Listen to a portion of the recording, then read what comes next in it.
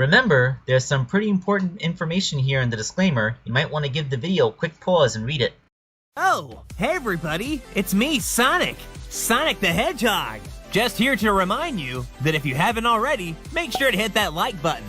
And for even more amazing customs, don't forget to subscribe to Wake Angel 2001! Because between you and me, they're way past cool!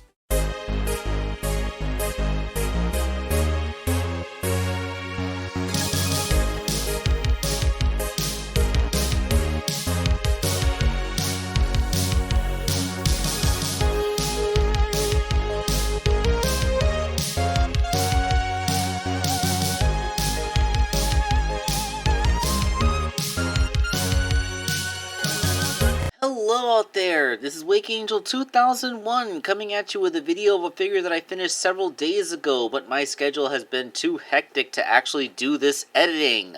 It is Ruby, the echidna for ZeustheFox, the other part of his commission. Finally, doing this. If Ruby looks a little bit like a Rule 63 Dr. Definitivus, that's because she kind of is. I mean, Zeus tells me that he's changed her backstory up a bit, but when he originally conceived her, it kind of was a female version of Definitivus, hence the white echidna with blacked out sclera. So, that's kind of amusing to me. Anyway, this one is kind of special in that we are, for the first time, using a Jakks Pacific Knuckles figure as a custom base. Well, kind of. I'm only using the head. The body is still that Loyal Subjects Froppy figure because, well, I really have yet to find a better base body to use to make a female Sonic character in this scale. Like, well, you know, there's the Daenerys Targaryen one that I used to make Tangle and Whisper, but that's if you want your characters to be pointedly a bit slimmer. Like if you want your character to be significantly curvy, Froppy is the way to go. Yeah.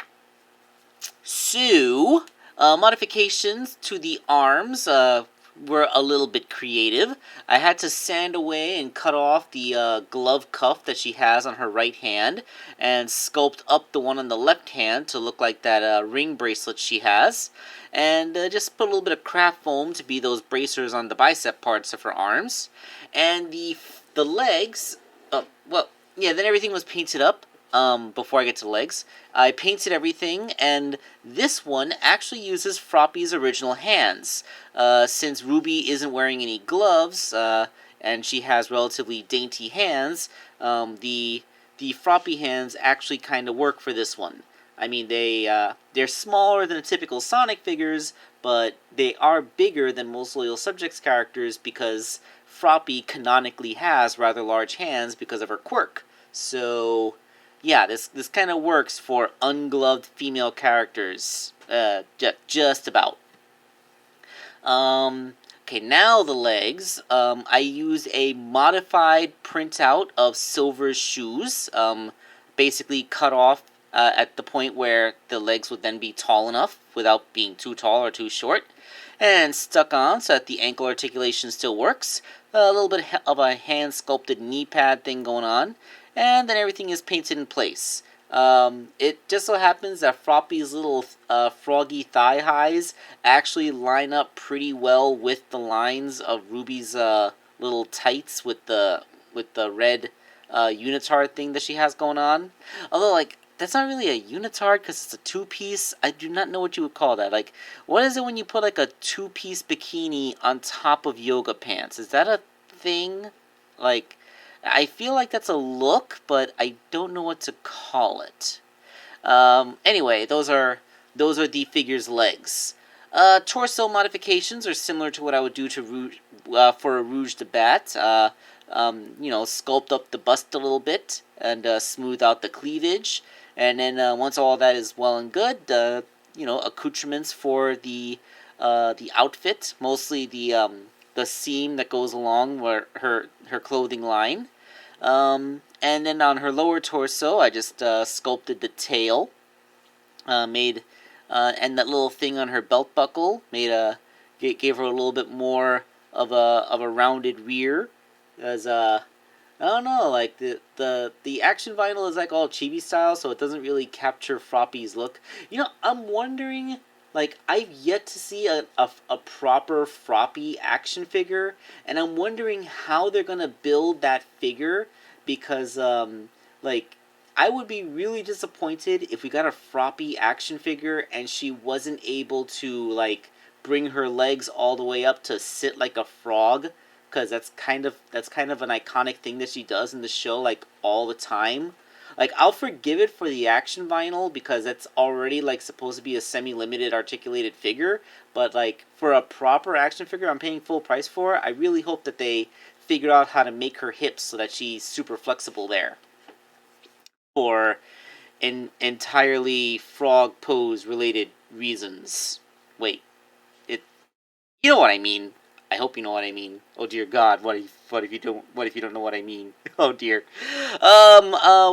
Distraction. Yes, the body is painted up, and she has that little red thing on the middle of her chest, because she is Ruby.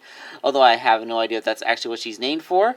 And well, that's the body. That's the torso of the figure, made entirely from a Froppy, and with just a couple of 3D printed shoes. Okay, so now we actually use the part from a Sonic figure for this Sonic figure. Knuckles' head with eyelash sculpted in, as well as the big old forehead hair that she has, because girly echidnas have big frizzy bangs, apparently. That's just a common attribute that they all share.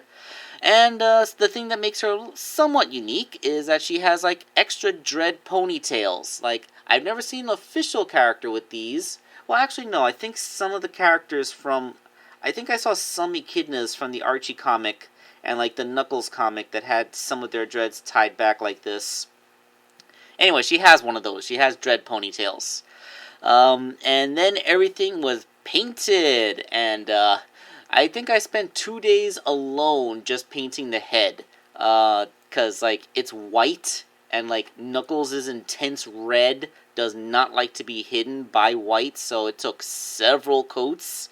I think it took 3 layers of my original folk art paint, and then, once all that had settled, then I put another layer of the Vallejo paint on top of all that. And that's what finally made it look like a smooth, decent white. Not ideal, but, that was the best I could do under these circumstances. And then I had to use my X-Acto knife to cut the neck hole just a little bit bigger. Like, I didn't even need to use my Dremel, like, literally just shaving a little material on the inside. And, although you didn't see it before, I did cut the ball off of the Froppy neck, because that ball is too big to go into this head. And, well, I just kind of artlessly friction the head onto the body. It holds just fine. I mean, you would be able to pull it off, but you would also be able to push it back on. And you can hold the figure upside down, shake it around. The head's not going to fall off. Like, it'll stay as long as you don't, pull it off. And that is it. That is, yeah. That is Ruby the Echidna. She looks pretty darn good. Of course, real Sonic proportions come in, so she has a big, massive head compared to what the original artwork looked like, but, we're doing this in actual Sonic figure proportions, so I can't exactly just stick, you know what I mean. Like, if I was to actually capture those proportions, I would probably put, like, a 3-inch scale Echidna head onto, like, a Marvel Legends body. I think that's how I would replicate that look, but... we don't want human proportions, we want an actual Sonic figure. And she makes a great companion piece next to, Zarin. Yeah, Zarin the Fox. I believe they are supposed to be related in some way, hence the similarities with their eyes and all that. And, yeah, we are finally done with this. So I can get to making more figures to catch up to this incredible backlog that I have, because... real life has really been getting in the way, and I have not been making anywhere near as many toys as I really want to. So hopefully I'll be able to catch up. This is Wake Angel 2001, signing off.